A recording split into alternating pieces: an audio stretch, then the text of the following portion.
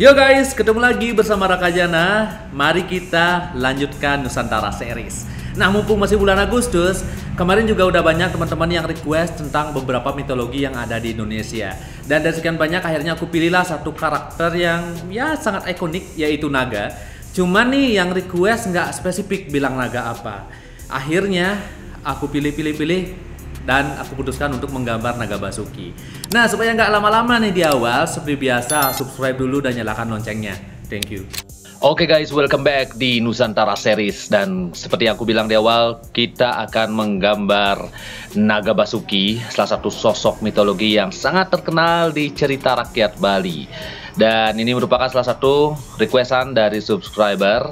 Dan seperti biasa, aku akan menggambarnya dengan styleku dan juga tentu saja looknya akan sangat berbeda seperti naga-naga yang mungkin sudah sering kalian lihat.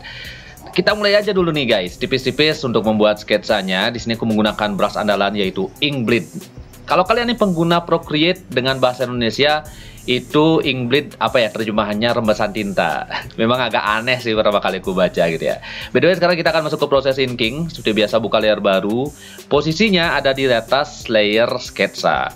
Untuk brush inking, di sini aku juga menggunakan brush andalan dan ini bisa kalian temukan di Procreate, yaitu Studio Pen. Ini nggak download di mana-mana, sudah disediakan langsung. Ini free untuk brushnya. Tapi untuk aplikasi sih beli sih guys. Oke, seperti biasa kita tidak bermain detail dulu, paling kita bermain untuk garis globalnya karena untuk efektivitas. Karena di sini aku harus menyelesaikan gambar ini secepat mungkin. Untuk membuat konten, aku punya waktu sedikit banget guys, karena ya di luar kesibukan untuk ngurus studio, belum lagi ada komisian, ya jadi kita butuh menggambar ini dengan cepat, tetapi juga secara kualitas harus bagus. Buat kalian yang kebingungan gimana cara outline sih untuk tebal tipis itu gimana, ya caranya tentu pertama kalian harus menggunakan referensi. Jadi kalian pilih dulu nih gambar mana yang kalian suka. Di Pinterest tuh banyak banget. Nah, kalian breakdown tuh, atau kalian perhatikan gimana tebal tipisnya. Kalian tiru aja dulu. Di sini kalau mau gambarku juga nggak apa-apa. Kalau memang nih ya, kalau memang aku disclaimer, kalau memang kebutuhannya untuk belajar itu nggak apa-apa. Seiring perkembangan nanti kalian bisa kembangkan dari referensi yang kalian buat. Nah, seperti itu guys, oke? Kalian bisa latih itu tiap hari, tergantung konsistennya seperti apa. Kalau kalian konsisten, aku yakin sih pasti hasilnya bagus.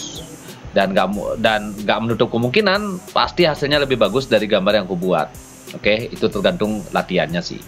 Kalau aku dulu tuh sehari gambar bisa sampai tuh 20-an guys. Itu zaman-zaman kuliah, karena menurutku nggak ada shortcut, jadi memang harus konsisten dan juga sering melihat referensi untuk di awal. Nanti seiring perkembangan kalian bisa sih menggambar itu mungkin kayak aku sekarang lebih sering tanpa referensi gitu. By the way nih, kalau waktu ini ada yang tanya-tanya beli rekamannya siang hari ya, ada suara ayam. Ya bener, sekarang aku rekaman siang hari. Gak kuat malam guys, jujur jam 2 jam 3 pagi itu wah udah nggak kayak dulu lagi. Aku umur 33 sekarang udah kayak berat banget untuk begadang gitu. Jadi mohon maklum kalau ada suara ayam, lebih mending lah daripada suara brong gitu kan. Anyway, kita lanjut ke proses gambar. Sekarang aku masih di proses inking. Proses ini seperti yang sudah sering aku bilang di video-video sebelumnya, suka banget dengan di tahap ini karena di sini aku bisa explore dari sketsa yang tadinya masih raw banget. Di sini aku bisa kembangkan lagi sesuai imajinasiku. Dan di proses sketsa itu sebenarnya nggak terlalu harus detail guys. Yang terpenting sebenarnya kalian memahami apa yang kalian buat. Karena sketsa itu ya hanya sebagai garis bantu supaya pas di proses inking itu kalian nggak terlalu banyak berpikir secara komposisi ataupun secara bentuknya. Jadi itu sebenarnya. Oke. By the way nih, aku udah lihat beberapa tuh pesan yang masuk tentang respon karya. Nah, mungkin minggu ini aku akan mulai untuk membuat kontennya dan akan agak sedikit berbeda dari atau respon karya yang sebelumnya. Mohon maklum kalau memang ada yang slow respon, ya gimana guys, aku nggak ada admin, aku balasin sendiri itu di WA, di Instagram, DM, wah di mana-mana, di YouTube. Jadi mohon maklum lah pokoknya ya. Tapi yang jelas lambat atau tidaknya pasti aku balas sih. Aku balas, cuman ya itu slow respon. Dan di sini aku masih proses inking, cuman untuk sketsanya aku hilangin supaya tidak terlalu mengganggu. Untuk di Procreate itu banyak banget sebenarnya brush yang bisa kalian explore, nggak hanya ada Inkblade ataupun Studio Pen. Tapi kenapa aku hanya menggunakan brush ini? Karena memang alasan pertamaku terlalu nyaman, terlalu nyaman menggunakan brush ini, dan satu lagi tuh alasannya karena cocok aja sama karakter garis yang aku punya. Nah, makanya aku selalu bilang explore aja guys brushnya di luar yang aku rekomendasikan, karena setiap karakter garis itu punya brushnya sendiri-sendiri yang cocok digunakan. Oke. Nah, di sini aku masuk ke proses detailing, terutama untuk membuat ornamennya, karena seperti yang kalian tahu selalu ada ornamen di karya-karyaku, karena itu merupakan roots ya, merupakan identitas kita di Indonesia. Jadi ornamental itu melekat banget, walaupun secara look ini modern, tapi tetap jangan lupakan identitas kita. Kalian bisa tambahkan batik, kalian bisa tambahkan beberapa pakaian adat dari Nusantara, itu kan sangat kaya ya Indonesia. Jadi itu akan memberikan kesan baru pada karya-karya yang kita buat gitu. Dan lagian yang terpenting, di luar negeri itu nggak ada yang namanya begituan, cuma Indonesia yang punya. Jadi untuk audiens yang ada di luar pasti itu sesuatu yang keren. Nah, di sini buat teman-teman yang request aplikasi lain, nanti aku buatkan. Kayaknya habis ini aku pengen banget coba yang Infinite sih. Oke, sekarang kayaknya aku bakal masuk ke proses warna. Di sini aku buka layer baru. Untuk layer warna seperti biasa aku taruh di bawah layer outline. Karena kalau di atas layer outline itu numpuk guys. Nanti kalau pas aku brush itu ketumpuk outline-nya gitu. Jadi alasannya kenapa ditaruh di bawah layer outline ya itu, supaya si warna ini ditindih sama outline-nya. Nah, untuk warna seperti biasa menggunakan warna vibrant yang saling bertabrakan. Ini sekilas gampang banget kelihatannya guys, tapi jujur buat orang yang belum pernah atau jarang mewarnai, itu susah banget. Bahkan beberapa timku tuh juga ngeluh, wah kelihatannya doang gampang nih, ketika dicoba itu susah banget gitu.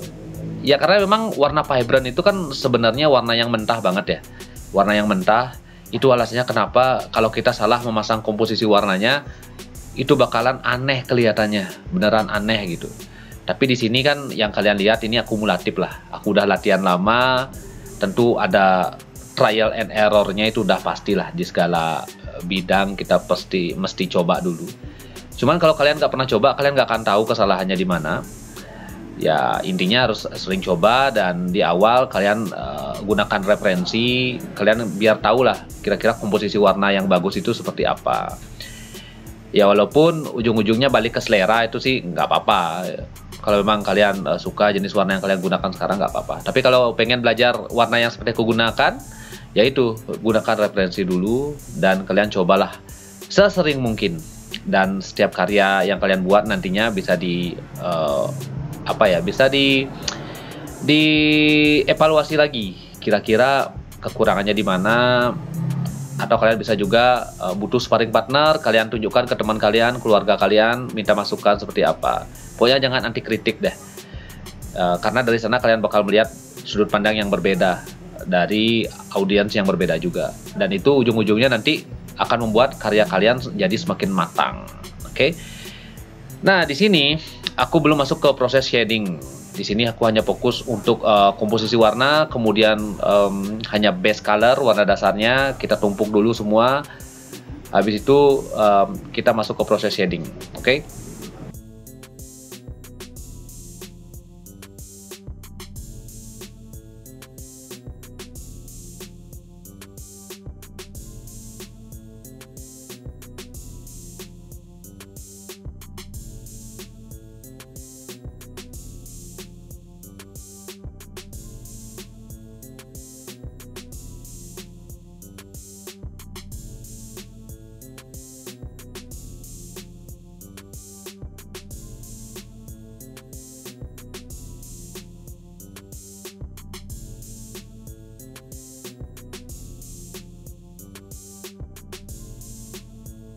Oke, untuk warna dasar tadi udah beres, kalian mungkin udah lihat. Aku nggak terlalu banyak jelaskan karena memang prosesnya pengulangan. Di sini, after dari warna dasar, aku baru bermain detail seperti sekarang. Nah, kalau dari awal aku bermain detail, takutnya keasikan, guys. Itu kan penyakit ya. Jadi kita terlalu asik, fokus ngedetail, dan akhirnya waktu habis, ternyata gambarnya belum diwarna. Maka dari itu, timelinenya atau prosesnya aku sedikit rubah. Jadi dari sketsa lanjut outline, dari outline base color, kemudian baru masuk ke detail. Di sini prosesnya lebih menyenangkan lagi karena benar-benar bebas, guys. Tanpa sketsa aku buat. Di sini aku explore, terutama nih kalian lihat proses pembuatan rambutnya, ya sangat dekoratif. Tidak terlalu realis sebenarnya, karena aku sebenarnya nggak terlalu suka realis, guys. Makanya gambarnya ya kayak gini, imajinatif, kemudian bentuknya juga ya random lah, tapi aku suka gitu. Buat kalian kalau pemula mungkin harus pakai sketsa dulu kalau kalian kesusahan tanpa sketsa, terutama membuat pola-polanya. Jadi gunakan sketsa di awal, oke?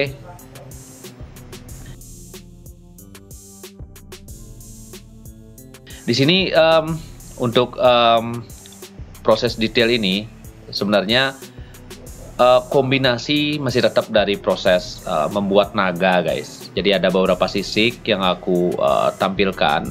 Tetapi kalau diperhatikan sebenarnya ini kan random ya. Itu tangan muncul dari kanan tuh dari mana gitu. Mungkin ada pertanyaan, kalian bingung gitu. Ya itulah ideku. Kadang-kadang tuh absurd, guys. Cuman itu yang membuat gambar itu jadi menarik. Orang bertanya-tanya, itu yang aku suka. Ini maksudnya apa, Blira itu? Itu aku itu aku suka banget kadang-kadang lihat ekspresi teman-temanku atau siapapun gitu ya yang kebingungan. Jangankan mereka, aku juga kebingungan gitu. Karena kalau udah karya di luar commission, wah itu bebas, itu surga sih buatku. Asik lah. Nah, di sini masih tetap proses pembuatan detail, dan untuk brushnya masih sama menggunakan studio pen, cuman ukurannya yang aku buat lebih kecil lagi. Ya, ukuran brushnya aku perkecil supaya tidak bertabrakan dengan outline. Jadi outline itu lebih besar. Kemudian untuk brush detailnya aku buat lebih kecil lagi, guys.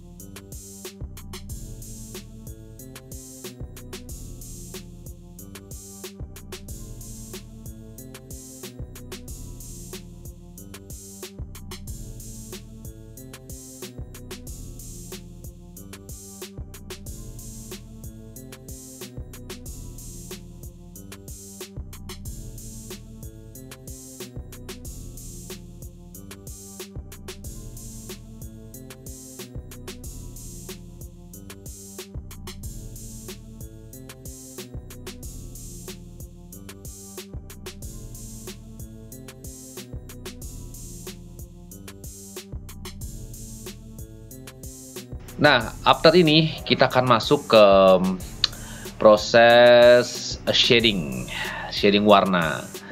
Nah, di sini tentu seperti yang sudah aku sering bilang, mungkin kalau warna dasar seperti ini aja ya udah oke sih, cuman masih terlalu mentah menurutku. Ibaratnya makanan tuh kurang garam, guys. Makanya kita tambahkan beberapa shadingan seperti ini. Satu memang supaya warnanya itu jadi lebih hidup. Kemudian dari segi bentuk juga ada value-nya, ada volumenya gitu, guys. Jadi itu penting sih menurutku. Tapi nggak semua gambar itu wajib diisi shadingan seperti ini. Karena ada beberapa jenis gambar, contohnya seperti flat design yang hanya bermain warna flat ya, warna dasar doang, itu boleh kok. Karena kuncinya kalau misalnya flat design itu ada di outline-nya.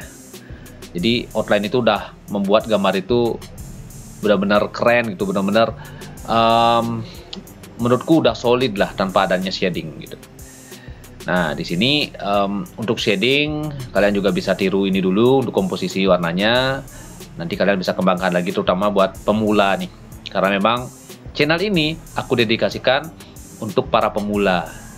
Aku juga merasakan dulu ketika pertama kali belajar, wah itu bingung banget mulainya dari mana, kemudian harus pasang komposisinya seperti apa gitu. Nah, mudah-mudahan video yang aku share ini nih bisa jadi referensi lah, bisa jadi referensi. Kalau bisa sih di awal kalian coba ya dulu bentuk-bentuk yang memang sederhana, nggak harus yang detail seperti ini. Kalian boleh ambil per partnya. Contoh misalnya kalian ambil kepalanya doang, atau nggak ambil gambar yang pink yang di samping itu karang mata namanya. Nah itu boleh diambil. Jadi nggak harus detail di awal ya.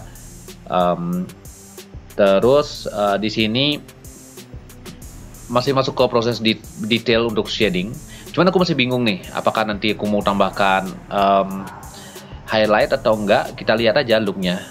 Karena dari awal aku menggambar itu benar-benar nggak ngonsepin guys. Jadi aku nggak buat thumbnail, nggak buat raw sketch-nya yang benar-benar di awal tuh nggak. Kecuali kalau aku buat commission baru gitu guys. Cuman kalau untuk yang di video ini kalian tonton, nah udah spontan lah, udah spontan banget aku ngegambar ini.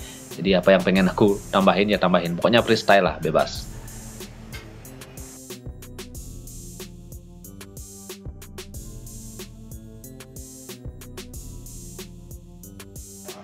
Nah ini gambarnya sebenarnya udah detik-detik mau beres. Jadi sudah masuk ke tahap yang paling terakhir, yaitu highlight. Tujuan highlight ini adalah untuk mengangkat warnanya supaya warna itu lebih terlihat lagi, atau bagian yang aku tambah highlight itu lebih terlihat lagi.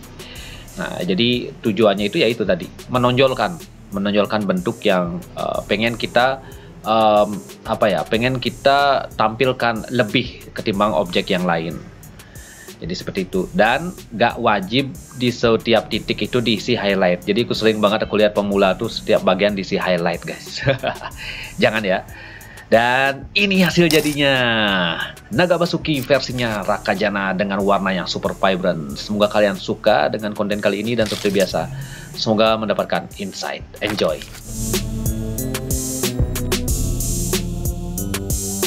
Nah itu tadi guys, Naga versi Rakajana. Jadi sangat imajinatif dengan warna yang super vibrant.